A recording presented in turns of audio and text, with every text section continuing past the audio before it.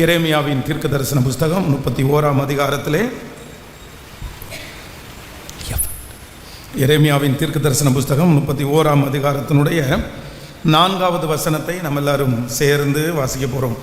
எரேமியாவின் தீர்க்க தரிசன புஸ்தகம் 31ஆம் அதிகாரத்தினுடைய 4வது வசனத்தை எல்லாரும் சேர்ந்து வாசிக்க போகிறோம். இஸ்ரவேல் என்னும் கன்னிகையே, மறுபடியும் உன்னை கட்டுவிப்பேன், நீ கட்டப்படுவாய். மறுபடியும் நீ மேள வாத்தியத்தோடும் ஆடல் பாடல் செய்கிறவர்கள் களிப்புள்ள கூட்டத்தோடும் புறப்படுவாய். அடுத்த வசனத்தை கூட வாசிக்கலாம். மறுபடியும் சமாரியாவின் மலைகளிலே திராட்சை தோட்டங்களை நடுவாய். நாட்டுகிறவர்கள் அவைகளை நாட்டி அதன் பலனை அனுபவிப்பார்கள். இன்னொரு விஷயம் கூட 4வது 5வது வசனத்தை வாசிக்கலாம். இஸ்ரவேல் என்னும் கன்னிகையே, மறுபடியும் உன்னை கட்டுவிப்பேன், நீ கட்டப்படுவாய். மறுபடியும் நீ மேள வாத்தியத்தோடும் ஆடல் பாடல் செய்கிறவருடைய களிப்புள்ள கூட்டத்தோடும் புறப்படுவாய். மறுபடியும் சமாரியாவின் மலைகளிலே திராட்சை தோட்டங்களை நட்டுவாய். அவைகளை நாட்டி அதன் பலனை அனுபவிப்பார்கள். கர்த்தருடைய பிள்ளைகளே, ஆண்டவர் இஸ்ரவேல் ஜனங்களை பார்த்து சொல்லுகிற இந்த ஒரு வார்த்தை திரும்ப திரும்ப ஆண்டவர் என்னுடைய இருதயத்திலேயே கர்த்தர் வைத்தார். இன்றைக்கு உள்ள செய்தி யாருக்காக ஆண்டவர் பேசுகிறார் அப்படின்னு தெரியல. ஆனால் இந்த செய்தியில் பல விசை நான் பிரசங்கம் பண்ணினேன். பல விசை என்னுடைய இருதயத்திலே என்னை ஆறுதல் படுத்தின ஒரு வார்த்தையை ஆண்டவர் இந்த இடத்திலே என்னை பேசும்படியாய் கர்த்தர் அனுப்பினார். இஸ்ரவேல் என்னும் கன்னிகையே, மறுபடியும் உன்னை கட்டுவிப்பேன், நீ கட்டப்படுவாய். இஸ்ரவேல் என்னும் கன்னிகையே, மறுபடியும் உன்னை கட்டுவிப்பேன், நீ கட்டப்படுவாய். அப்போ ஆண்டவருடைய பிள்ளைகளுக்கு கர்த்தர் என்ன வாக்கு கொடுக்கிறார் என்று சொன்னால், மறுபடியும் உன்னை கட்டுவிப்பேன். வேதத்திலே நிறைய வார்த்தைகள் நமக்கு இருக்கிறது, ஆசீர்வாதமான வார்த்தைகள். நான் உன்னை நடத்துவேன், நான் உன் கூட வருவேன், நான் உன்னை ஆசீர்வதிப்பேன், நான் உன்னை திரும்ப கொண்டு வருவேன், நான் உன்னை சொன்னதை செய்யும் அளவும் கைவிடுவதில்லை. இப்படியே ஆண்டவர் வேதத்தில் நிறைய நமக்கு வாக்கு கொடுத்திருக்கிறார். நிறைய வாக்கு தத்தங்களை கர்த்தர் வைத்திருக்கிறார். பயப்படாத, நான் உனக்கு ஒரு திறந்த வாசலை வைப்பேன், இப்படியெல்லாம் கர்த்தர் தந்திருக்கிறார். ஆனால் இந்த உலகத்திலே எந்த மனிதர்களும் சொல்ல முடியாத ஒரு வார்த்தை என்ன அப்படின்னு சொன்னா, நான் உன்னை மறுபடியும் கட்டுவிப்பேன். இந்த மறுபடியும் என்கிற இந்த வார்த்தை உலகத்திலே இருக்கிற மனிதர்கள் பயன்படுத்துகிறார்கள். மறுபடியும் அதை திருப்பிடலாமா, இதை ரீசைக்கிள் பண்ணிடலாமா, இதை வேற ஒரு பொருளாக மாற்றிடலாமா.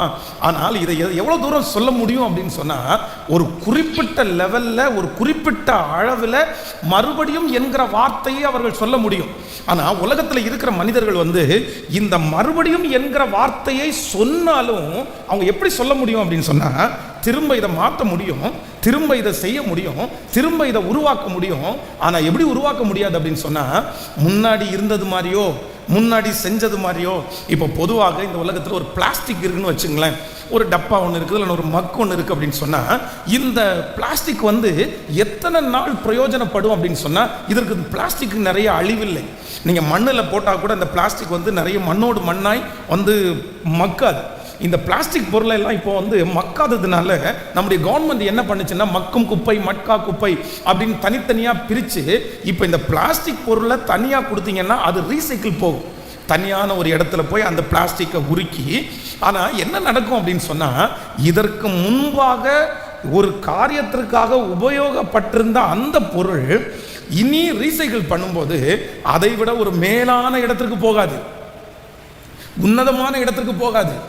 மறுபடியும் அது திருப்ப கட்டப்படும் போது அதை விட குவாலிட்டி கம்மியான, அதை விட இதுக்கு முன்னாடி இருந்த நிலைமையை விட வித்தியாசமான ஒரு இடத்திற்கு நாளுக்கு நாள் பார்த்தீங்க அப்படின்னா அப்படியே கழிவு வந்துட்டே இருக்கும். ஆனால் ஆண்டவர் மட்டும் நமக்கு வாக்கு கொடுக்கிறாரு. நான் உன்னை மறுபடியும் என்று சொன்ன வார்த்தையை ஆண்டவர் சொல்லுகிறார். நான் விழுந்து போன தாவீதின் கூடாரத்தை திரும்ப எடுப்பித்து கட்டி அதனுடைய திறப்புகளெல்லாம் அடைச்சு நான் மறுபடியும் உன்னை உருவாக்கும் போது எப்படி நடக்கும் அப்படின்னு சொன்னால், ஒன்று, உங்களுக்கு இருந்த காயமே தெரியாதம்மா, நம்ம விழுந்து போன அந்த சூழ்நிலையே தெரியாதம்மா. இன்னொன்று, ஏற்கனவே இருந்ததை விட பல மடங்கு உயர்ந்த இடத்திலே வைப்பதற்கு என் தேவனுக்கு லேசான காரியம். இன்று கர்த்தராகிய ஆண்டவர் வாக்கு கொடுக்கிறார், நான் மறுபடியும் உன்னை கட்டுவேன். மறுபடியும் உங்களுக்கு அந்த அதிசயம் நடக்கும். மறுபடியும் கர்த்தர் ஒரு திறந்த வாசலை உங்களுக்கு வைக்க போகிறார். மறுபடியும் ஒரு சந்தோஷ சத்தத்தை கர்த்தர் கேட்க பண்ணுவேன் என்று கர்த்தர் வாக்கு கொடுக்கிறார். மறுபடியும் உங்களுடைய குடும்பத்திலே ஒரு சமாதானத்தை கர்த்தர் தரப்போகிறார். மறுபடியும் கர்த்தர் உங்கள் தலைகளை கர்த்தர் உயர்த்த போகிறார். மறுபடியும் நீங்கள் அவமானப்பட்ட அந்த இடத்திலே சாட்சியாய் நீங்கள் நிற்க போகிறீர்கள். உங்கள் இடத்திலிருந்து எடுக்கப்பட்ட அந்த சரீர சுகம் மறுபடியும் உங்களுக்கு கிடைக்க போகிறது. நீங்கள் இழந்த அந்த காரியத்தை கர்த்தர் மறுபடியும் உங்களுக்கு கொடுக்க போகிறார். கர்த்தராகிய ஆண்டவர் இன்று வாக்கு கொடுக்கிறார், நான் மறுபடியும் உன்னை கட்டுவிப்பேன். மறுபடியும் உன்னை கட்டுவிப்பேன். அல்லேலூயா. அந்த மறுபடியும் என்கிற அந்த வார்த்தையை உங்களுடைய இருதயத்தில் நீங்க நினைக்கும் போதெல்லாம் உங்களுடைய இருதயம் ஒன்று மட்டும் சொல்லலாம், அந்த வார்த்தைக்கு இடமே இல்லை. அந்த வார்த்தை எப்படி நடக்கும்? அப்படி நடக்கிறதுக்கு வாய்ப்பே இல்லை. எப்படி மறுபடியும் என் வாழ்க்கை சீராகும்? இவ்வளோ தூரம் போனதுக்கு அப்புறம் இனி ஒன்று சேர முடியுமா? இவ்வளோ தூரம் போனதுக்கு பிறகு ஒரு சமாதானம் கடந்து வருமா? இத்தனை வயது தாண்டினதற்கு பிற்பாடு மறுபடியும் அந்த இடத்துல இருப்பேனா? ஆனால் ஆண்டவருடைய வார்த்தை கண்டிப்பாக பொய் சொல்லுவதே இல்லை. 40 ஆண்டுகள் தாண்டி மறுபடியும் மோசேயை கர்த்தர் நினைத்து அவனை ஒரு அதிகாரியாய் மாற்ற முடியுமானால், இந்த சத்தத்தை கேட்கிற உங்களுக்கு எத்தனை வருடங்கள் ஆனாலும் மறுபடியும் உங்களை தூக்கி நிறுத்துகிறதற்கு கர்த்தர் வல்லவர். ஆமென். ஒரு இளம் வயதிலே திருமணமான புதிதிலே சகரியா என்கிற தேவனுடைய பிள்ளையும் எலிசபெத் என்கிற ஒரு மகளும் குழந்தைக்காக ஜெபிக்கிறார்கள். காலதாமதமாகி கொண்டே இருக்கிறது. ஆனால் அந்த குழந்தைக்காக ஜெபம் பண்ணிட்டே இருக்கிறாங்க. ஆனால் அந்த குழந்தைக்காக ஜெபம் பண்ணி ஒரு காலகட்டத்தில் நம்ம 2 பேரும் ரொம்ப வயசாயிட்டோம், இனி நமக்கு எங்க குழந்தை பிறக்க போகுது, வேண்டாம், அந்த ஜெபத்தை அப்படியே நம்ம விட்டுருவோம். நம்மளுக்கு ஆண்டவர் என்னமோ இதை நமக்கு குறைவாய் தந்திருக்கிறார், சரி வேறதான் எல்லாத்தையும் நமக்கு தந்திருக்கிறாரு, நம்ம அதெல்லாம் பார்ப்போம்னு சொல்லி தாங்கள் ஜெபித்த ஜெபத்தையே மறந்தவர்கள் யார் அப்படின்னா சகரியாவும் எலிசபெத்தும். ஆனால் தங்களுடைய ஜெபத்தை மறந்தார்கள், தங்களுடைய ஜெபத்தை விட்டு விட்டார்கள். காரணம் என்னன்னா, மறுபடியும் எங்களுக்கு அப்படி நடக்கும் என்கிற நம்பிக்கை இல்லை. அப்படி இருந்த சகரியாவை கர்த்தர் தேவனுடைய ஆலயத்திலே கர்த்தர் சந்தித்து, கர்த்தர் ஒரு தீர்க்க தரிசனத்தை கொடுத்து, எலிசபெத்தை கர்த்தர் சந்தித்து, யோவான் என்கிற ஒரு பெரிய அப்போஸ்தலனை தீர்க்க தரிசியை கர்த்தர் கொடுத்தது உண்மையானால், நீங்கள் மறந்த ஜெபங்களுக்கு கூட மறுபடியும் உயிர் கொடுக்கிறதற்கு கர்த்தர் வல்லவராய் இருக்கிறார். இன்று கரங்களை தட்டி கொண்டிருக்கும் போதே ஆண்டவர் வாக்கு கொடுக்கிறார், மறுபடியும் உன் குடும்பத்தை நான் கட்டுவேன், மறுபடியும் உன்னுடைய பலத்தை நான் பலப்படுத்துவேன். மறுபடியும் என்கிற வார்த்தை உங்கள் திரும்ப திரும்ப உன்னை நோக்கி வந்து கொண்டிருக்கிறது. மறுபடியும் உன்னை நான் அலங்கரிப்பேன், மறுபடியும் உன்னை மகிமையினால் நான் இடை கட்டுவேன். கைகளை எல்லாரும் உயர்த்தி இந்த வார்த்தையை நாங்க நம்புறோம். ஆண்டவரே, முழு பலத்தோட சொல்லுங்க, ஆண்டவரே நாங்க நம்புறோம். சொல்லுங்க அப்பா, மறுபடியும் நீர் எங்களை கட்டுகிறதற்காக உமக்கு ஸ்தோத்திரம். சொல்லுங்க, ஸ்தோத்திரம், ஸ்தோத்திரம், ஸ்தோத்திரம், ஸ்தோத்திரம், ஸ்தோத்திரம். எல்லாரும் முழு பலத்தோட இந்த செய்தி பேசிக்கொண்டு இருக்கும் போதே கர்த்தருடைய வல்லமை நம்மேல் கடந்து வந்து, ஸ்தோத்திரம் தகப்பனே, ஒரு அற்புதத்தை கர்த்தர் செய்வீராக. மறுபடியும் கட்டுகிற தேவன் இந்த வார்த்தையை உச்சரித்துக் கொண்டிருக்கும் போது, ஆமே, நீர் கட்டுகிறதற்காக ஸ்தோத்திரம். ஹalleluya. அவர் மறுபடியும் கட்டுகிற தேவன், மீண்டும் கட்டுகிற தேவன். அவர் வல்லமைக்கு முன்பாக ஒன்றும் நிற்பதில்லை. அவருடைய வல்லமைக்கு முன்பாக ஒன்றும் நிற்பதில்லை. ஹalleluya. ஓ நன்றி, நன்றி, நன்றி, நன்றி. ஆமென். நம்பிக்கையோடயே காத்திருங்கள், விசுவாசத்தோட இருங்கள். அவர் சொன்ன ஒரு வார்த்தையும் தரையிலே விழவே விழாது. இந்த வருடம் முடிகிறதுக்குள்ள ஆண்டவர் நம்மை மறுபடியும் கர்த்தர் கட்ட போகிறார். அந்த மறுபடியும் என்கிற வார்த்தை உங்களுடைய இருதயத்தில் ஆழமாய் பதியட்டும், உங்களுடைய வீடுகளுடைய நிலைக்கால்களிலே இருக்கட்டும். மறுபடியும் என்கிற அந்த வார்த்தையை சொல்லுகிறவர் கர்த்தர். அவர் கர்த்தர். வேதம் சொல்லுகிறது, எத்தனை விசை விழுந்தாலும், எத்தனை விசை தோற்று போனாலும் நம்மை ஜெயிக்க பண்ணுவதற்கு கர்த்தர் வல்லவராய் இருக்கிறார். ஒருவேளை உங்களுடைய இருதயத்தில் நீங்கள் சொல்லலாம், இனி கட்டப்படவே முடியாதோ, இனி கட்டப்படவே முடியாதோ. அந்த வார்த்தைக்கு வேல்யூ என் வாழ்க்கையில் இல்லை பாஸ்டர், எப்படி எப்படி என்கிற ஒரு பெரிய கேள்விக்குறியே இருக்கலாம்.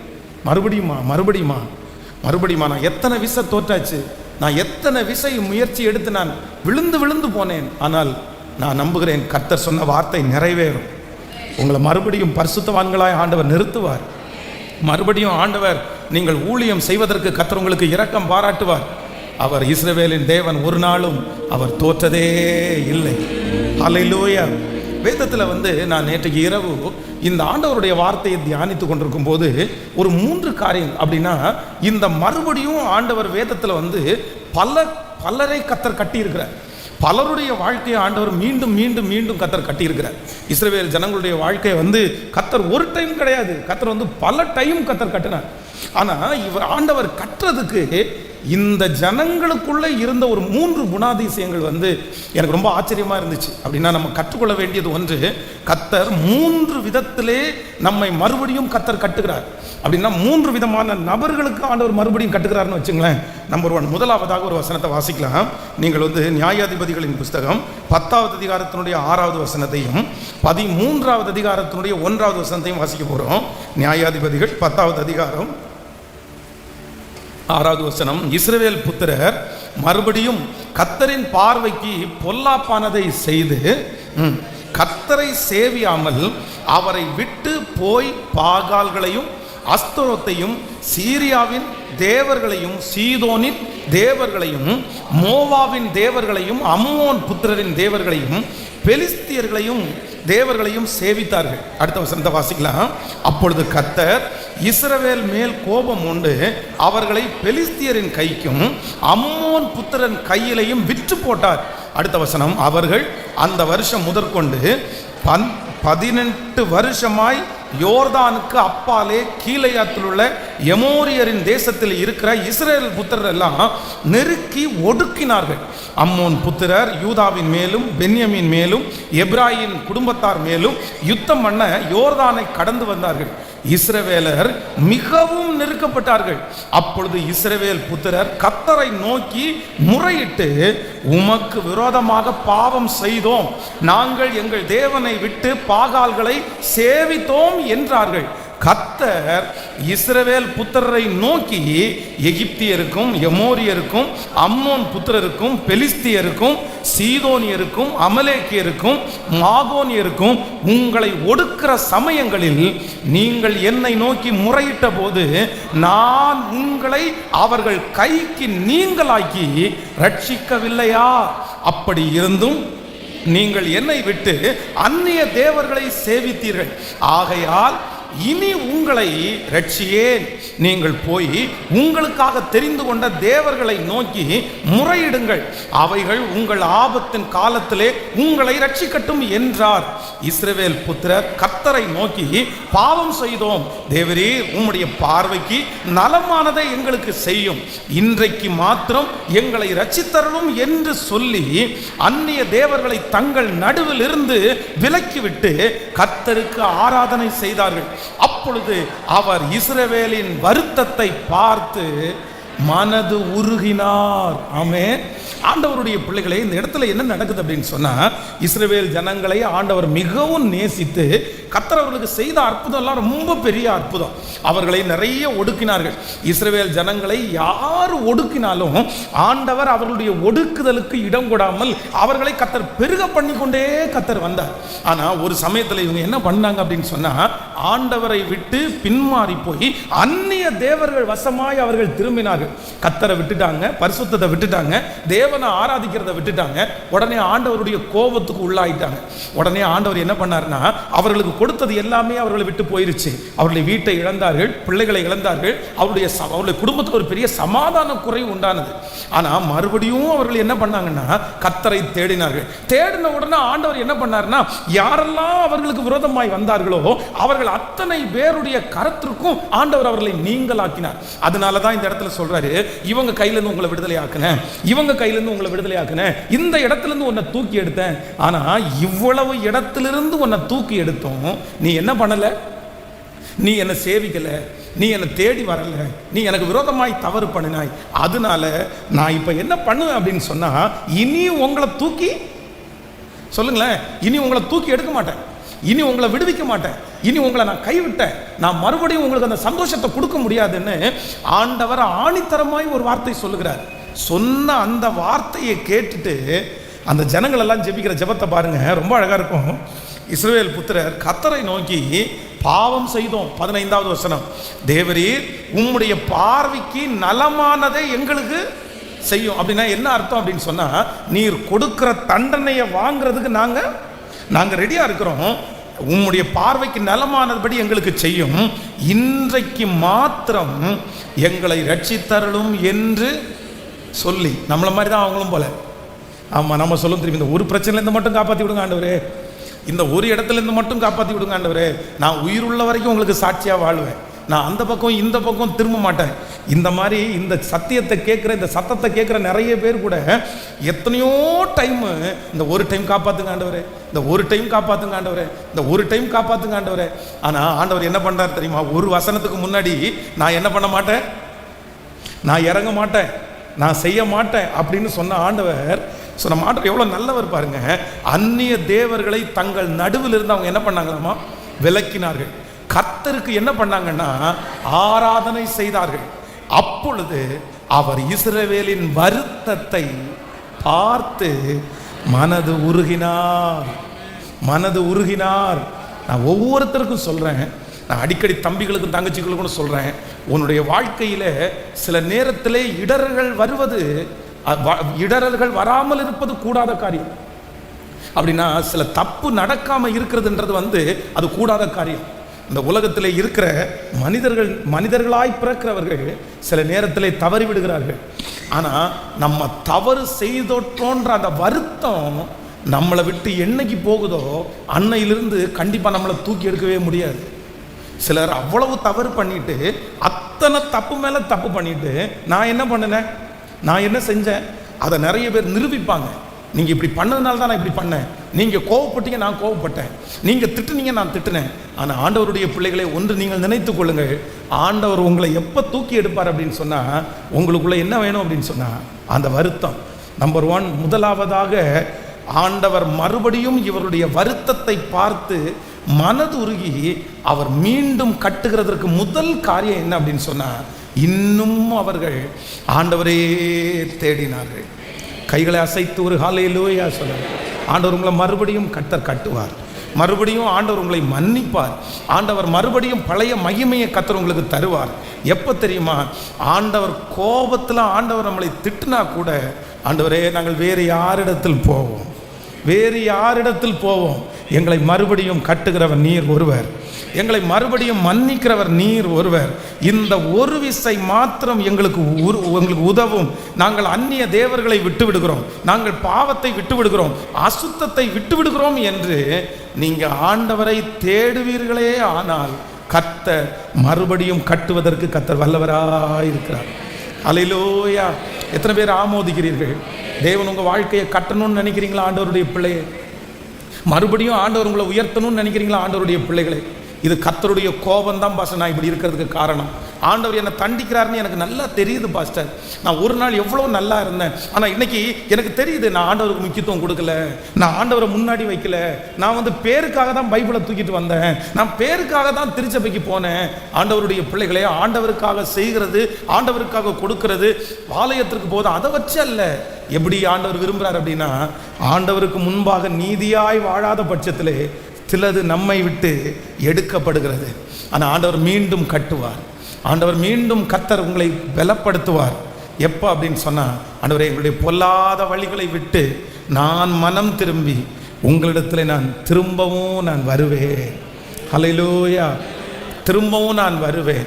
கைகளை உயர்த்தி சொல்லுங்க பார்க்கல, நான் மறுபடியும் இடத்துல வருவேன். எல்லாரும் சொல்லுங்க, நான் மறுபடியும் உங்களிடத்தில் வருவேன். ஆமென். எங்களை வழி நடத்தின ஆண்டவரே, நாங்கள் வழி பின்பற்றி போன ஆண்டவர், உங்களை விட்டு நாங்கள் வழி மாறி போன எல்லா பாதைகளை விட்டு, எல்லா விக்கிரகங்களையும் விட்டு நாங்கள் மனம் திரும்பி உங்களிடத்தில் வருகிறோம். இப்போ ஜெபம் பண்ணுறவங்க ஜெபம் பண்ணுங்க. உங்கள் பிள்ளைகள் அந்த பொல்லாத வழியை விட்டு வந்தா கர்த்தர் அவர்களுக்கு இரக்கம் செய்கிறதற்கு வல்லவராயிருக்கிறார். ஆமென். கவனிங்க, ஆண்டவருடைய பிள்ளைகளே, 2 விதமாய் நடக்கும். ஆண்டவர் வந்து நம்மை தண்டிக்கும் போது, ஆண்டவர் சிட்சிக்கும் போது 2 விதமான காரியம் நடக்கும். ஒன்று என்ன பண்ணுவாங்க அப்படின்னு சொன்னால், இன்னும் அதிகமான கடினமாய் மாறுவார்கள். சிலர் எப்படி மாறுவாங்கன்னா, இன்னும் லெகுவாய் மாறுவார்கள். நம்ம வளர்த்துற பிள்ளைகளே பாருங்க, நம்ம கண்டிக்கும் போது சில பிள்ளைகள் நீங்கள் கண்டிக்க எப்படி மாறுவாங்க சொல்லுங்களேன். திட்ட நிறைய பேர் அவங்க ரொம்ப வித்தியாசமாக மாறிடுவாங்க. அப்படி வேதம் ஆண்டவராகிய இயேசு கிறிஸ்து வந்து கடைசி இந்த 666 முத்திரை பொதிக்கப்படுது பாருங்களேன். ஜனங்களுக்கு ஒரு பெரிய பெரிய உபத்திரவ காலம் வருமாமா. அந்த உபத்திரவ காலத்தில் அவங்க ஆண்டவரை நோக்கி ஜெபம் பண்ணுவாங்க. ஆனால் அவ்வளவு சீக்கிரமாக அந்த அற்புதம் நடக்காது. சத்ரு வந்து அவன் வந்து கொஞ்ச காலம் இருக்கிறதுனால அந்த உபத்திரவ காலத்தில் அவங்கள ரொம்ப பாதிப்புள்ளாக்க பண்ணுவாங்க. ஆனால் இவங்க நிறைய பேர் கர்த்தரை தேடாம ஆண்டவரை என்ன பண்ணுவாங்களாமா, தூசிப்பார்களாமா, கர்த்தரை தூசிப்பார்களாமா. சிலர் தங்களுடைய வாழ்க்கையிலே நெருக்கம் வரும்போது ஆண்டவரை தூசிக்கிறாங்க. சிலர் தங்களுடைய வாழ்க்கையில் நெருக்கம் வரும்போது ஆண்டவரிடத்தில் மன்னிப்பு கேட்குறாங்க. நீங்கள் எந்த கூட்டத்தில் இருக்கிறீங்க? நீங்கள் எந்த கூட்டத்தில் இருக்கிறீங்க?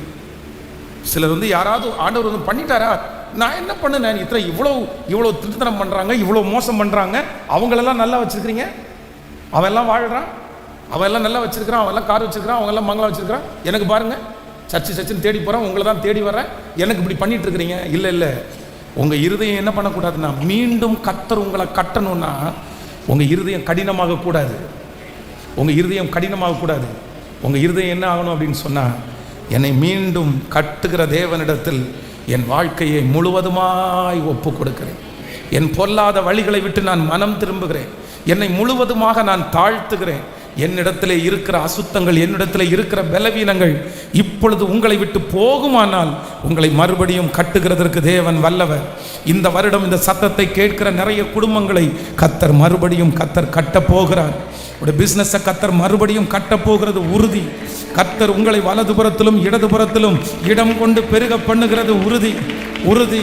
கர்த்தரிடத்தில் ஒன்று சொல்லுங்கள், தேவனே, நாங்கள் உம்மை விட்டு கண்டிப்பாக நாங்கள் போக மாட்டோம். எங்களை மன்னிக்கிற தேவன் நீர் ஒருவர் மட்டுமே. நாங்கள் உம்மை தேடும் போது எங்களை மறுபடியும் கட்டுகிற தேவன். ஹல்லேலூயா. நம்பர் 2, இரண்டாவதாக ஒரு வசனத்தை நம்ம வாசிக்கலாமா? எல்லாரும் எடுத்துக்கொள்ளலாம். ஆதியாகமம் 42ஆம் அதிகாரத்தினுடைய 32வது வசனத்தை வாசிக்கலாம். ஆதியாகமம் 42ஆம் அதிகாரம் 32வது வசனம். ஆமென். வாசிக்கலாம். நாங்கள் 12 சகோதரர், ஒரு தகப்பன் புத்திரர், ஒருவன் காணாமற் போனான், இளையவன் இப்பொழுது கானான் தேசத்திலே எங்கள் தகப்பனிடத்தில் இருக்கிறார் என்றோம். அடுத்த வசனத்தை கூட வாசிக்கலாம். ஆமென். அப்பொழுது தேசத்தின் அதிபதியானவன், நீங்கள் நிஜஸ்தர் என்பதை நான் அறியும்படிக்கு உங்கள் சகோதரில் ஒருவனை நீங்கள் என்னிடத்திலே விட்டு பஞ்சத்தினால் வருந்துகிற உங்கள் குடும்பத்திற்கு தானியம் கொண்டு போய் கொடுத்து உங்கள் இளைய சகோதரனை என்னிடத்தில் அழைத்து கொண்டு வாருங்கள். அதனாலே நீங்கள் வேவுக்காரர் அல்ல, நிஜஸ்தர் என்பதை நான் அறிந்து கொண்டு உங்கள் சகோதரனை விடுதலை செய்வேன். நீங்கள் இந்த தேசத்திலே வியாபாரம் பண்ணலாம் என்று சொன்னார்கள். அவர்கள் தங்கள் சாக்குகளுடைய தானியத்தை கொட்டுகையில் இதோ அவனவன் சாக்கிலே அவனவன் பண முடிப்பு இருந்தது. அந்த பண முடிப்புகளை அவர்களும் அவர்கள் தகப்பனும் கண்டு பயந்தார்கள். அவர்கள் தகப்பனாகிய யாக்கோபு அவர்களை நோக்கி, என்னை பிள்ளையற்றவனாக்குகிறீர்கள். யோசேப்பும் இல்லை, சிமியோனும் இல்லை, பென்யமீனையும் கொண்டு போக பார்க்கிறீர்கள். இதெல்லாம் எனக்கு விரோதமாய் நேரிடுகிறது என்றார். கவனிங்க, எல்லாரும் கவனிங்க. இங்கே இரண்டாவது என்ன அப்படின்னு சொன்னா, நம்பர் 1, முதலாவது ஆண்டவராகிய தேவன் இஸ்ரவேல் ஜனங்களை மறுபடியும் கட்டினார். அந்த மறுபடியும் கட்டுவதற்கு வாய்ப்பே இல்லை. ஆனால் ஆண்டவர் அவங்கள மறுபடியும் கட்டுறதுக்கு என்ன அவங்களுக்கு அந்த கீவேர்டு என்ன அப்படின்னா, அவர்கள் ஆண்டவரை என்ன பண்ணினாங்க அப்படின்னா, எல்லா பொல்லாத வழிகளை விட்டு கர்த்தரை தேடினார்கள். கர்த்தர் மறுபடியும் அவர்களை கட்டினார். கர்த்தரை தேடினார்கள், கர்த்தர் மறுபடியும் அவர்களை கட்டினார். கர்த்தருடைய பிள்ளைகளே, சென்னையில் வந்து திருவள்ளுவர் அப்படின்ற ஒரு ஊர் இருக்குது. அந்த ஊரில் பார்த்தீங்க அப்படின்னா ஒரு நல்ல ஒரு போதகர், நிறைய புத்தகத்தை எல்லாம் அவர் எழுதியிருக்கிறார். ரொம்ப நல்ல ரைட்டர். அந்த கிராமத்தில் போய் ஆயிரக்கணக்கான ஆத்துமாக்களை ஆண்டவருக்குள்ள வழி நடத்தின ஒரு தேவனுடைய மனுஷன். அங்கே இருக்கிற நிறைய பேர் பிசாசு பிடினால வந்தார்கள். எல்லாருக்கும் ஆண்டவருடைய கிருபையில் விடுதலை கிடைச்சிருச்சு. அவருக்கு ஒரு மகன். அந்த மகன் எப்படி இருந்தார்னா ரொம்ப துஷ்டனாக இருந்தான். தன்னுடைய தகப்பனாருடைய வார்த்தைக்கு அவர் கீழ்ப்படியவே இல்லை. கீழ்ப்படியாமல் ரொம்ப மோசமான வழியில் போய் தன்னுடைய தகப்பனார் திடீர்னு சிக்காய் என்ன பண்ணிட்டாருன்னா பாஸ்டர் ஐயா அவங்க இறந்துட்டாங்க. இப்போது இந்த சர்ச்சில் கிட்டத்தட்ட அப்போவே பார்த்தீங்கன்னா 800 பேருக்கு மேலே இருக்கிறாங்க. நான் சொல்கிறது எப்போன்னா 2007 2007 ஆண்டு. அந்த ஆண்டில் அவருடைய திருச்சபையில் 800க்கும் அதிகமான ஜனங்கள் இருக்கிறாங்க. இப்போ என்ன நடக்குதுன்னா அந்த ஊழியத்தில் அவங்க அப்பா இறந்த உடனே அந்த பாஸ்டர் அம்மா எதுவுமே பேச முடியல. அவங்க அப்படியே சைலண்ட் ஆகிட்டாங்க. சர்ச்சில் இருக்கிற சில மூப்பர்கள் ஒரு சிலர் எழும்பி தன்னுடைய மனம் போன போக்கில் அந்த திருச்சபையை நடத்த ஆரம்பித்தாங்க. அவர்களுக்குள்ளேயே நிறைய பேருக்குள்ள சண்டை. நான் இன்னைக்கு பாடுறதா, நீ இன்னைக்கு பாடுறதா, உன் பிள்ளை இன்னைக்கு கீபோர்டு வாசிக்கிறதா, என் பிள்ளை இன்னைக்கு கீபோர்டு வாசிக்கிறதா, நான் பிரசங்கம் பண்ணுகிறதா, நான் அந்த குடும்பத்தெல்லாம் நான் பார்ப்பேன், இந்த குடும்பத்தெல்லாம் நீ பார்த்துக்கோ, இவங்க கணக்கு பார்க்கணும். ஒரே குழப்பமான ஒரு சூழ்நிலை. அப்போ யார் உட்கார்ந்துருக்கான்னா அந்த பாஸ்டருடைய மூத்த மகன் முன்னாடி உட்கார்ந்துருக்கிறார். அவர் தான் அந்த இடத்துல நிற்ப, நீ இந்த ஊழியத்தை செய்வேன்னு சொல்லி அவருடைய தகப்பனார் பல விஷயம் அவரிடத்துல சொன்னார். சொல்லும் போதெல்லாம் இந்த மகன் என்ன சொல்வார் அப்படின்னு சொன்னா, இந்த பாருங்க, இந்த ஊழியம் செய்யணும் அது இதுன்னு மட்டும் என்ன கூப்பிடாதீங்க. நீங்க என்ன கஷ்டப்பட்டீங்கன்னு எனக்கு தெரியும், நீங்க எவ்வளவு அவமானத்தை வாங்குனீங்கன்னு எனக்கு தெரியும். நான் இந்த மாதிரி ஊழியம் எல்லாம் பண்ண மாட்டேன். நான் படிப்பேன், படித்து முடிச்சுட்டு ஒரு நல்ல பிஸ்னஸ் பண்ணுவேன். உங்களுக்கு ஊழியத்தில் வேணால் நான் சப்போர்ட் பண்ணுறேன். நான் ஊழியத்துக்கு வருவேன்னு கனவுல கூட நினைக்காதீங்கன்னு அவங்க அப்பாவை பார்த்து அந்த பிள்ளை நடந்த சம்பவம் சவால் விட்டார். இப்போது சர்ச்சு பார்த்தீங்கன்னா இவர் ஆராதனை அட்டன் பண்ணிட்டு இருக்கிறாரு. எல்லாம் பார்த்தீங்கன்னா அப்படியே பயங்கரமான டிஸ்டர்பன்ஸ். அவங்க எல்லாம் நிற்கிறாங்க. என்ன பண்ணுறது, யார் நடத்துகிறா? பாதி பேர் சர்ச்சை விட்டு வேற போயிட்டாங்க. இந்த குழப்பமான சூழ்நிலையில் ஒரு நாள் அவங்க அம்மா கூப்பிட்டு சொல்கிறாங்க, இல்லைப்பா ஒன்னதான் ஆண்டவர் இந்த இடத்துல நிறுத்தணும். அப்பா அடிக்கடி சொல்லுவார்ல, நீ இந்த மாதிரி நீ ஊழியக்காரனாக மாறணும்னு சொல்லுவார்ல. உடனே இந்த பையன் அவங்க அம்மாவை பார்த்து சொல்கிறான், எனக்கு நல்லா புரியுதுமா, ஆனால் இனி எப்படி அப்பா இறக்கும் போதே நான் உள்ளே அப்பா உன்னை என்கரேஜ் பண்ணி நான் அப்படி வந்திருந்தேன்னா நான் சொல்லலாம். இன்றைக்கி எனக்கு பிரசங்கம் பண்ண தெரியாது, இன்றைக்கி எனக்கு பெருசாக பாட்டு பாட தெரியாது, இன்றைக்கி இந்த சர்ச்சை நடத்துகிற அளவுக்குள்ள வயசு கூட எனக்கு இல்லாத மாதிரி நான் ஃபீல் பண்ணுறேன். அதுவும் இத்தனை பேர் என்னை ஆக்குபை பண்ணிட்டாங்க. நான் போய் திரும்ப நின்னா எப்படி என்னை ஏற்றுக்குவாங்க? என் மேலே ஒரு பட்டத்தையே கட்டிட்டாங்க. நீ பொறுக்கி அப்படின்ற பட்டத்தை கட்டிட்டாங்க, நீ துன்மார்க்கன் அப்படின்ற பட்டத்தை கட்டிட்டாங்க. இனி என்னை யார் ஏற்றுக்குவா? என்னை மறுபடியும் கட்ட முடியாது மம்மி, எனக்கு வருத்தமாக தான் இருக்குது. உடனே அந்த அம்மா என்ன சொல்கிறாங்க அப்படின்னு சொன்னால், எப்பா யாராலையுமே முடியாது, ஆனால் யாரால முடியும் அப்படின்னா உன் மேலே அழைப்பு இருப்புமே, ஆனால் கர்த்தரால் அது முடியும். நீ ஒன்றும் பண்ணாத, நீ ஜெபம் பண்ணு, ஆண்டவர் கண்டிப்பாக உனக்கு இரக்கம் செய்வார். அவர் உனக்கு கண்டிப்பாக இரக்கம் செய்யாமல் இருக்க மாட்டார். ஒரு நாள் அதிகாலையில் ஒரு 4:30 மணிக்கு அந்த பையன் இவனை சர்ச்சில் அங்கீகரிக்கவே இல்லை. அந்த மூப்பர்கள் எல்லாரும் அவனை ரொம்ப ஓரத்தில் வச்சுட்டாங்க. அவன்கிட்ட எதுவுமே டிஸ்கஸ் பண்ணலை. ஆனால் யாருமே இல்லாத ஒரு நேரத்தில் கரெக்டாக ஏர்லி மார்னிங் 4:30 4:30 மணிக்கு அந்த சர்ச்சில் இருக்கிற எல்லா ஸ்பீக்கரையும் ஆன் பண்ணி அவன் கொஞ்சம் அழகாக கீபோர்டு வாசிப்பான். அந்த கீபோர்டுக்கு மேலே கையை வச்சு சத்தமாக ஒரு வர்ஷிப் பண்ண ஆரம்பித்தான். அது ரொம்ப ரொம்ப அழகான ஒரு பாடல். என்ன இந்த ஃப்ரெடி ஜோசப் ஐயா கூட அந்த பாட்டை பாடியிருப்பார். என் இன்ப துன்ப நேரம் நானும் சேருவே. இந்த பாடலை இந்த கீபோர்டை வச்சு இந்த பாட்டை சத்தமாக பாடுறாரு. அது கிராமத்தில் இருக்கிற ஜனங்கள். இந்த ஜனங்கள் எல்லாரும் பார்த்தீங்கன்னா எப்பவுமே கிராமத்தில் ஆராதனை நடக்கிறதுக்கு முன்னாடி பாட்டு போட்டு விடுவாங்க.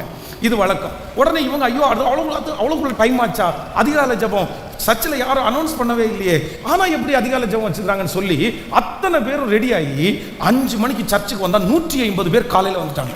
150 பேர் 150 பேர் காலையில் 5 மணிக்கு சர்வீஸ் இவர் பெருசாக நல்லா ட்ரெஸ் பண்ணவும் இல்லை.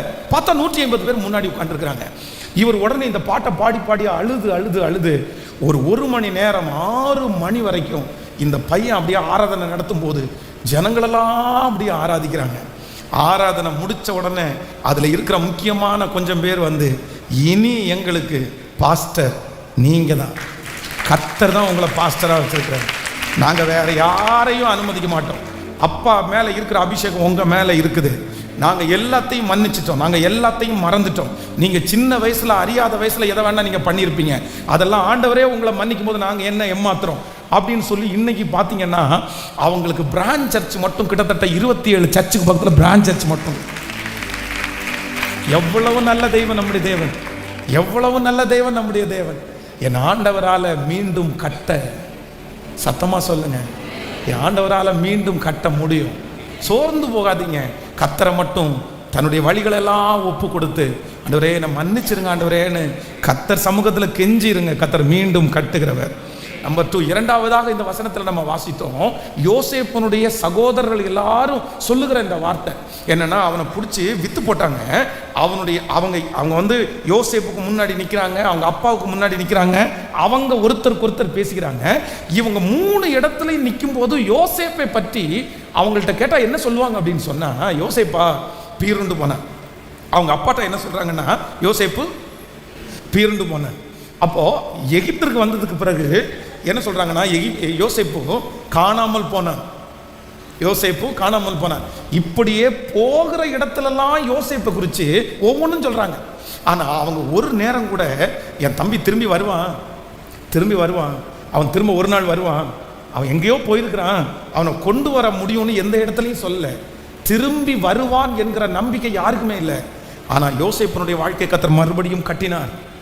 எப்படி கட்டினார் அப்படின்னு சொன்னா, வேதம் சொல்கிறது, அவனுக்குள்ளே இருந்த முயற்சியை பாருங்க. அந்த யோசேப்பு போராடினான். எப்படி போராடினான் அப்படின்னா, நம்பிக்கையோடு போராடினான். நம்பர் 2, இரண்டாவது, ஆண்டவர் உங்களை மறுபடியும் கர்த்தர் கட்டணும்னா நீங்க போராடுங்க, நீங்க செய்யுங்க. எப்படி செய்யுங்கன்னா, நம்பிக்கையோடு போராடுங்க. உங்களை சுற்றி இருக்கிறவர் பலர் சொல்லலாம், நீ மறந்துரு, நீ விட்டுருன்னு சொல்லலாம். ஆனால் கர்த்தர் இன்னைக்கு உங்கள் கையை பிடிச்சி சொல்கிறாரு, இல்லை, நிச்சயமாகவே முடிவு உண்டு, உன் நம்பிக்கை வீண் போகாது, உன்னை நான் மறுபடியும் கட்டுவேன், எல்லாம் போனாலும் நான் உன்னை கட்டுவேன், நீ 0க்கு வந்தாலும் நான் உன்னை கட்டுவேன், உன்னை மறுபடியும் தூக்குறதற்கு கர்த்தரால முடியும். ஆண்டவர் இன்றைக்கு தட்டி கொடுத்து சொல்றாரு, மகளே நீ பயப்படாதே, மகனே நீ பயப்படாதே, நான் உன்னை மறுபடியும் கட்டுவேன். நீ நம்பிக்கையோடு போராடு, உன் போராட்டத்தை நீ நிறுத்தாதே, உன் நம்பிக்கையை நீ இழக்காதே, உன் தைரியத்தை நீ இழக்காதே. கர்த்தராகிய ஆண்டவர் சொல்லுகிறார், இந்த சூழ்நிலையை பார்த்து மறுபடியும் என்னுடைய வாழ்க்கை கட்ட முடியாது என்கிற அவநம்பிக்கையை தூக்கி போட்டு நம்பிக்கையோட போராடு, நம்பிக்கையோட ஜெபம் பண்ணுங்க, விசுவாசத்தோட ஜெபம் பண்ணுங்க. உன் பிள்ளையினுடைய வாழ்க்கையை, உங்க பிள்ளையினுடைய வாழ்க்கையை மறுபடியும் கட்டுகிற ஒரு தேவன் இருக்கிறார், மறுபடியும் அலங்கரிக்கிற ஒரு தேவன் இருக்கிறார். கர்த்தராகிய ஆண்டவர் இன்றைக்கு கர்த்தர் ஒருவரே வாக்கு கொடுக்கிறார், இல்லை, நான் மறுபடியும் கட்ட போகிறேன், நீ போராடு, நம்பிக்கையோட போராடு. ஹல்லேலூயா. இந்த யோசேப்பினிடத்துல எனக்கு ரொம்ப பிடிச்சது என்ன அப்படின்னா, ஆண்டவர் அவனுடைய வாழ்க்கை மறுபடியும் கர்த்தர் கட்டினார், இடிந்து போன வாழ்க்கையை மறுபடியும் கட்டினார். காரணம் என்னன்னா, அவருக்குள்ள ஒரு பெரிய நம்பிக்கை இருந்துச்சு. எனக்கு கொடுத்திருக்கிற தரிசனம், எனக்கு ஆண்டவர் கொடுத்திருக்கிற வாக்கு ஒரு நாள் மாறவே மாறாது. கர்த்தர் தரிசனம் கொடுக்கும்போது, கர்த்தர் சொப்பனம் கொடுக்கும்போது, நீங்க சாதாரணமான நபர்கள், நீங்க எல்லாருமே ஒண்ணுக்காக ஜெபம் பண்ணுங்க, எனக்குரிய தரிசனத்தை எனக்கு காமிங்க ஆண்டவரேன்னு ஜெபம் பண்ணுங்க. எனக்குரிய தரிசனத்தை வாலிப தம்பியை ஜெபம் பண்ணுங்க. ஆண்டவர் மேலே நீங்கள் ரொம்ப நெருக்கமாக இருந்தீங்கன்னா உங்கள் எதிர்கால வாழ்க்கையை கர்த்தர் உங்களுக்கு காண்பிப்பார், நிச்சயமாக ஆண்டவர் காமிப்பார். நான் பாருங்க, ரொம்ப உடஞ்சி போய் சின்ன பையனாக ஜெபம் பண்ணிட்டு இருக்கும்போது ஆண்டவர் எனக்கு ஒரு தரிசனத்தை காமிக்கிறார். என்ன தரிசனத்தை கர்த்தர் காமிக்கிறார் அப்படின்னு சொன்னால், நான் இந்த மாதிரி மேடையில் நிற்கும் போது ஆயிரக்கணக்கான ஜனங்கள் எனக்கு கீழே, ஆண்டவர் ஆயிரக்கணக்கான ஜனங்களை எனக்கு முன்னாடி உட்கார வச்சிருக்கிறாரு. நான் பேசிட்டே இருக்கும்போது ஜனங்கள் எல்லாரும் அப்படியே கண்ணீர் விட்டு அழுறாங்க, நிறைய பேர் அப்படி அழுதுட்டே இருக்கிறாங்க. பின்னாடி எங்கள் அப்பா அம்மா 2 பேரும் உட்காந்து அவங்க அழுகிறது மாதிரி ஒரு தரிசனத்தை பார்த்தேன். ஆனால் அந்த தரிசனத்துக்கும் என் வாழ்க்கைக்கும் அப்போ சம்மந்தமே இல்லை. அன்னைக்கு நான் பார்த்த க்ரௌட் அவ்வளோ பெரிய கூட்டம், அவ்வளோ பெரிய ஜனங்கள், அதெல்லாம் எப்படி நடக்கும்னு தெரில. ஆனால் கர்த்தருடைய பிள்ளைகளே, ஒரு நாள் அவர் சொன்ன தரிசனத்தை அப்படியே நிறைவேறுகிறதை என் கண்களுக்கு முன்பாக நான் பார்த்தேன். திருநெல்வேலியில் ஒரு பெரிய பப்ளிக் மீட்டிங் நடக்குது, கிரவுண்டில் மீட்டிங், ஆயிரக்கணக்கான ஜனங்கள் அந்த இடத்துல கலந்து வந்திருக்கிறாங்க. நான் ஒரு பாட்டு பாடுறேன், தேவனே சேனைகளின் தேவனே, சேனைகளின் தேவனாகிய கர்த்தாவே, திருப்பி கொள்ளும் எங்களை, மறைக்காதிரு முகத்தை, ரட்சியும் ஜனத்தை, திரும்பி வாரும் வானத்திலிருந்து கண்ணோக்கி பாரும், இந்த திராட்சை செடியை விசாரித்தருளும். இந்த பாட்டை அந்த பப்ளிக் கன்வென்ஷன்ல பாடிட்டே இருக்கும்போது பாத்தீங்கன்னா அந்த கிரௌட்ல கிட்டத்தட்ட ஒரு 6000 பேருக்கு மேல இருப்பாங்க. அத்தனை பேரும் அப்படியே அழுது இயேசுவே அப்படின்னு கூப்பிடுறாங்க. எதேர்ச்ச விதமா எங்க அம்மா அப்பாவை நான் கொண்டு போய் ஊர்ல விட வேண்டிய ஒரு சூழ்நிலை. சரி, இந்த மீட்டிங்கை முடிச்சுட்டு நான் உங்களை கொண்டு விட்டுறேன்னு சொல்லி அந்த மீட்டிங்கில் அவங்க கலந்துக்கிறாங்க. பின்னாடி 2 பேரும் உட்காந்து ஆனந்த கண்ணீர் வடிக்கிறத பார்த்து, அப்போ தரிசனங்கள் ஒரு நாளும் பொய்யாய் போகவே போகாது. ஆண்டவருடைய பிள்ளைகளே, உங்களை ஆலமரமாக்குவேன்னு சொன்னார்ல, உங்களை கண்மலையின் மேல் இருக்கிற இடத்துல உன்னை கொண்டு போய் வைப்பேன்னு சொன்னார்ல, கர்த்தர் உயர்ந்த ஸ்தானத்தில் உங்களை வைப்பேன்னு வாக்கு கொடுத்தார்ல. இன்னைக்கு ஒருவேளை அஸ்திவாரம் வரைக்கும் ஒருவேளை நிர்மூலமாய் இருக்கலாம். நீதிமான் சொல்லுகிற வார்த்தை, அஸ்திவாரங்களும் நிர்மூலமாகிறதே, நீதிமான் என்ன செய்வான்? சிலருடைய மேலே இருக்கிற கட்டடம் மட்டும் இல்ல, அஸ்திவாரம் வரைக்கும் நிர்மூலமாயிருக்கலாம்.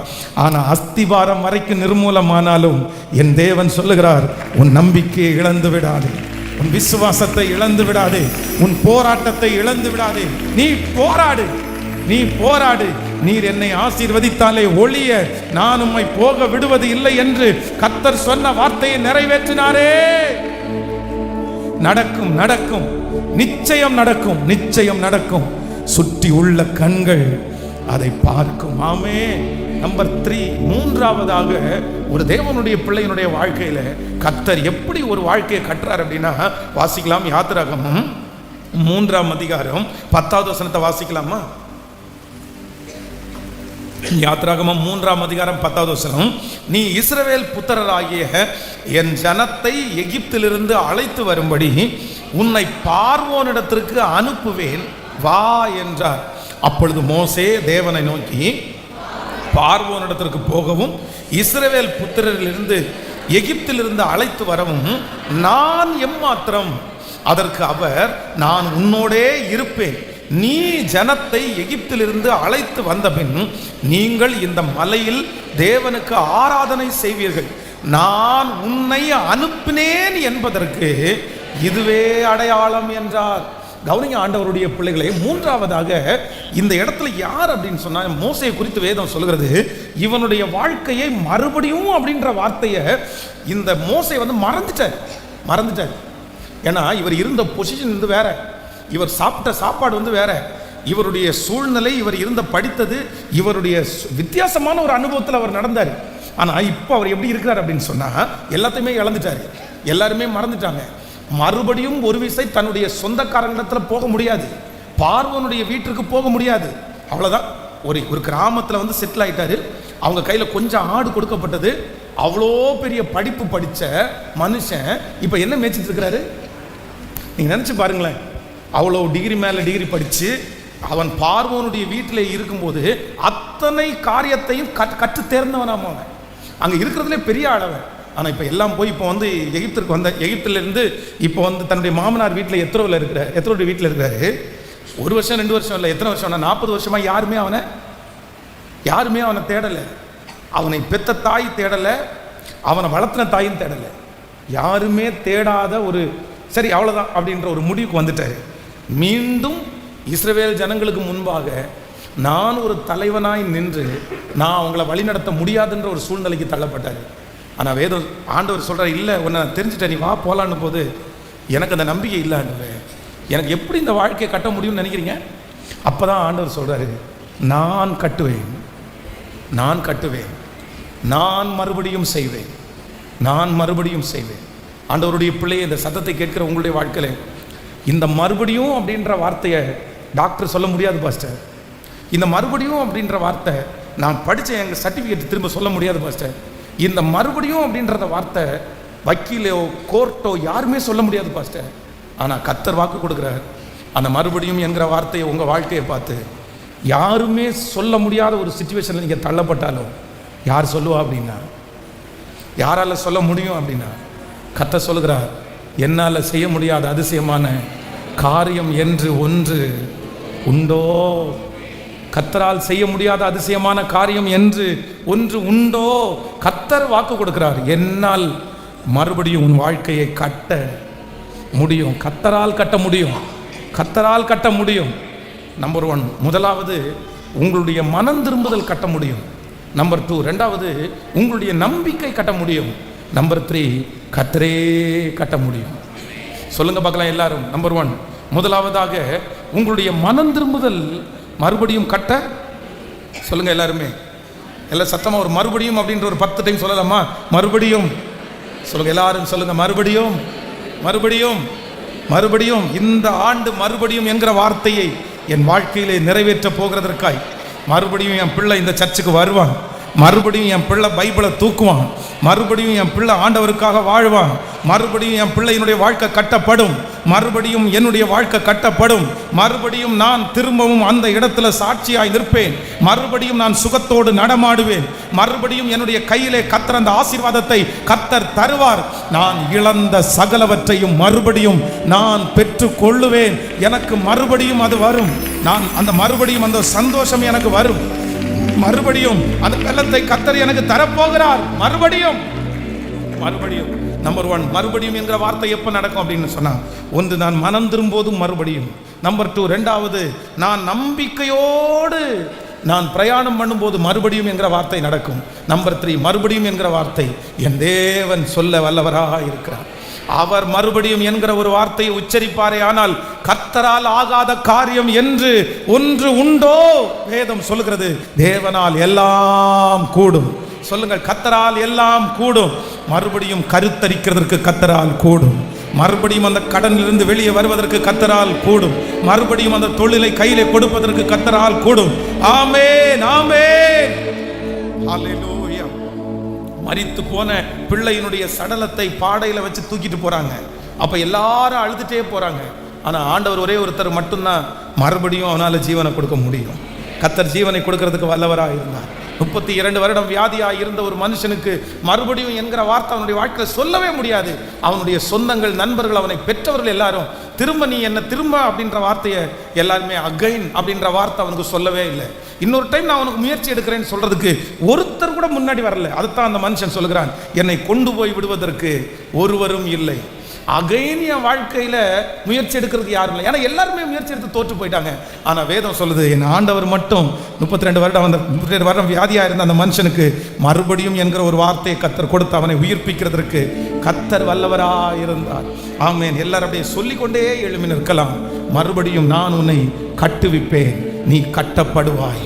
மறுபடியும் நான் உன்னை கட்டுவிப்பேன், நீ கட்டப்படுவாய். மறுபடியும் நீ மேள வாத்தியத்தோடும் ஆடல் பாடவர்கள் செய்கிறவர்களின் களிப்புள்ள கூட்டத்தோடும் புறப்படுவாய். மறுபடியும் சமாரியாவின் மலைகளிலே திராட்சை தோட்டங்களை நடுவாய். நடுகிறவர்கள் அவைகளை நாட்டி அதன் பலனை அனுபவிப்பார்கள்.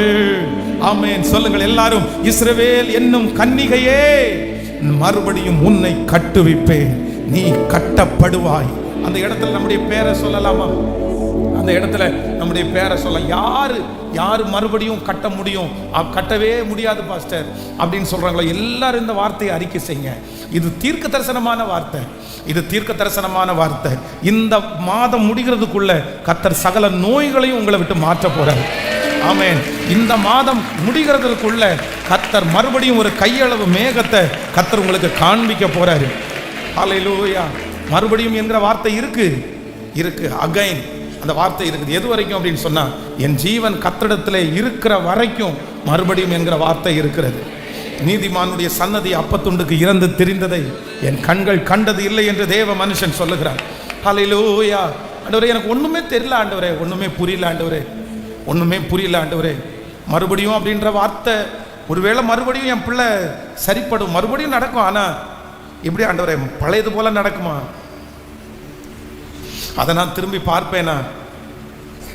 நான் மறுபடியும் என்னுடைய ஆவிக்குரிய வாழ்க்கை கட்டப்படுமா? மறுபடியும் நான் உங்களை நெருங்குவேனா? நான் வேற ஒன்றும் கேட்கல. மறுபடியும் எனக்கு பணம் வேணும், எனக்கு சொத்து வேணும்னு கேட்கல. மறுபடியும் இந்த பைபிளை நான் நேசிக்க ஆரம்பிப்பேனா? மறுபடியும் பழையது மாதிரி நான் ஜெபம் பண்ணுவேனா? மறுபடியும் நீர் எனக்கு தரிசனத்தினால சொப்பனத்தினால பேசுவீரா? நான் மிஸ் பண்றது ஒன்னே ஒன்று, அது மட்டும்தான் ஆண்டவரே. மறுபடியும் என்னை ஜெபிக்க வைங்க ஆண்டவரே. மறுபடியும் என்னை ஊழியம் செய்ய வைங்க ஆண்டவரே. மறுபடியும் உங்களை உண்மையா ஆராதிக்க வைங்க ஆண்டவரே.